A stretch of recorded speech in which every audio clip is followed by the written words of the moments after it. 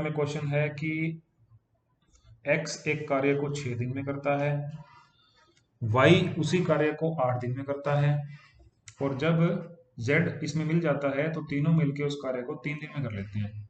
तीनों को 2,000 रुपये मिलते हैं टोटल। z का शेयर कितना है वो आपने निकालना है। ठीक है, तो सबसे पहले देखो कि तीनों मिलके कितने दिन में करते हैं। x जमा वाई जमा जेड, तीनों मिलके उस काम को 3 दिन में कर लेते हैं। इसका मतलब क्या हुआ, एक दिन में तीनों मिलके कितना काम कर देंगे। एक दिन में जब x और y और z तीनों मिल जाएंगे तो कितना काम कर देंगे, काम कर देंगे बेटा 1/3।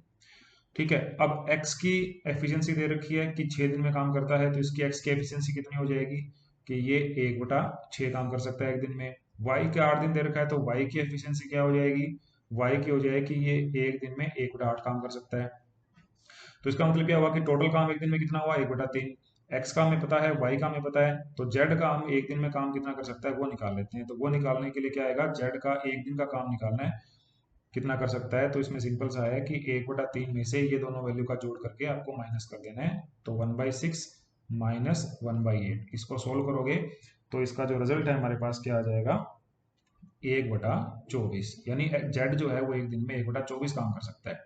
ठीक है, तो इसके अकॉर्डिंग आप इसको सोल्व करेंगे। अब हमारे पास में इनका ये डिवाइड करने के लिए हम लोग इनका रेशियो ले लेते हैं एफिशिएंसी के अकॉर्डिंग। तो 1/6 रेशियो 1/8 रेशियो 1/24, तो इनका एलसीएम 24 आ जाएगा। तो 6 चौका 24, 8 तिया 24 और 1, यानी कि जो 2,000 रुपये मिलेंगे उसमें से 4 पोर्शन एक एक्स का है, 3 पोर्शन जो है वो हमारे पास y का है और 1 पोर्शन z का है। तो टोटल ये वैल्यू कितना है 8 है। इसका मतलब हुआ कि z का पोर्शन कितना है, z को कितना पेमेंट मिलेगा, तो 1/8 और इसके मल्टीप्लाई में 2,000, इतना पैसा उसको मिलेगा। तो हमारा आंसर क्या आ जाएगा 250 रुपये। ये आपका रिजल्ट है, ऑप्शन नंबर 2।